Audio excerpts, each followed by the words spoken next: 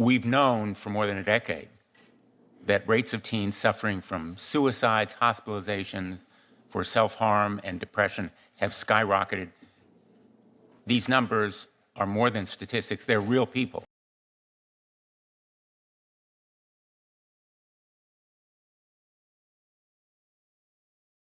I have seen some negative impacts with my students.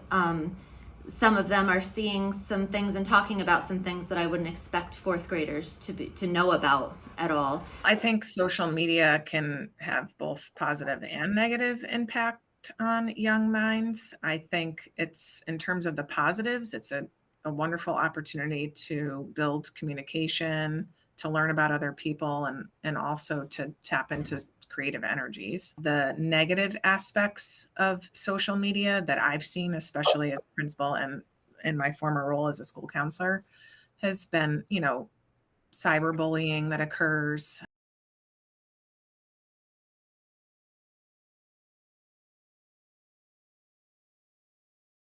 Mallory loved crafts, anything that had to do with sewing or making things. She loved to work with fabrics. She loved to make bracelets. She was extremely crafty, and she was an athlete. She was in gymnastics. She was in competitive cheer. She loved to run and climb and be outside.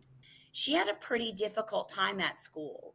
She was excluded regularly. She was made fun of regularly.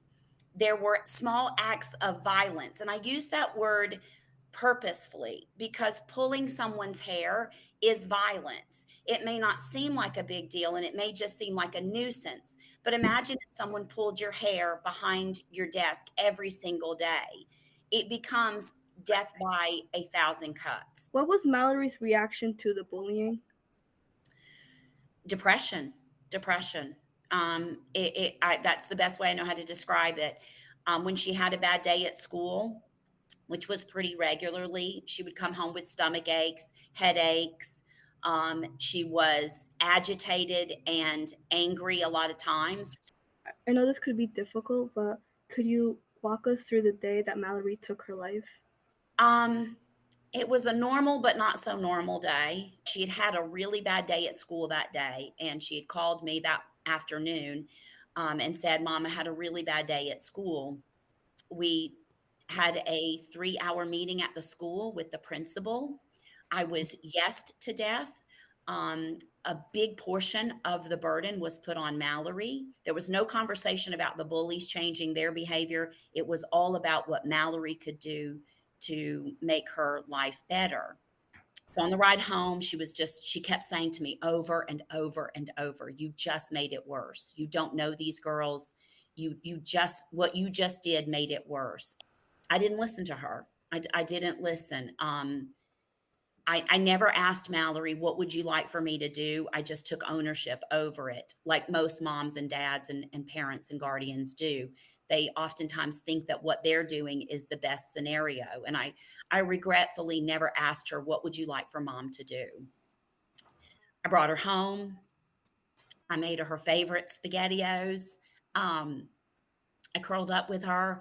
I gave her a false sense of hope. I told her that everything was going to be okay, not to worry about those girls.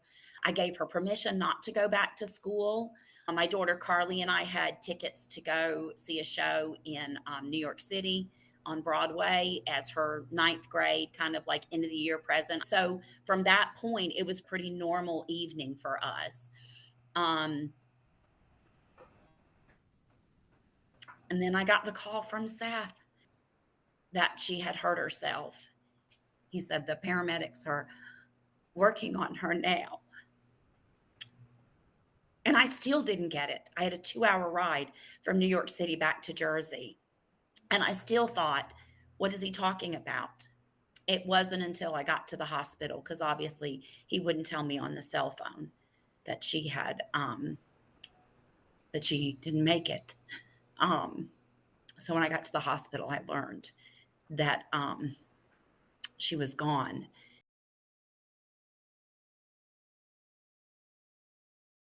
Everything that you evolved and went through, it's incredible. No one should have to go through the things that your families have suffered. And this is why we invest so much and are going to continue doing industry-leading efforts to make sure that no one has to go through the types of things that your families have had to suffer.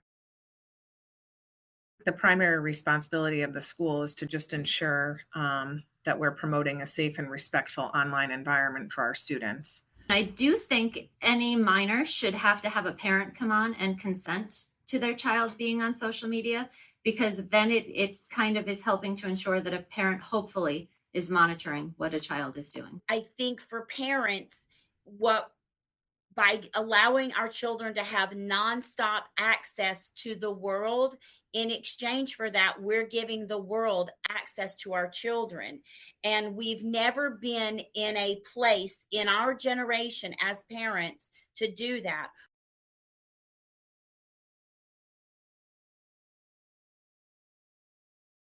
We did work with Senator Panaccio and bipartisan support with Senator Deignan to get Mallory's Law passed, which makes some key changes.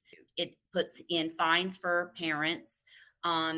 It puts in a system that requires parents and school systems to put things in writing so that there is a paper trail that requires the schools to kind of do what they're supposed to be doing. What's needed now is legislative reform, the Kids Online Safety Act. Senator Blackburn and I have enlisted more than 45 of our colleagues, almost half the United States Senate, in favor of the Kids Online Safety Act. The greatest gift that you can give yourself is to just disconnect. It's really important to shut down, unplug, reboot, just take a break from any technology. That goes for Instagram, Facebook, TikTok, everything. Just if I could ask for one thing, turn it off, take a break from it, put it down, right? Like go Friday afternoon till Sunday. Just like if you couldn't go to the video arcade or you couldn't go to the ball game, like I wish it had an off switch. I wish that we could take a break from it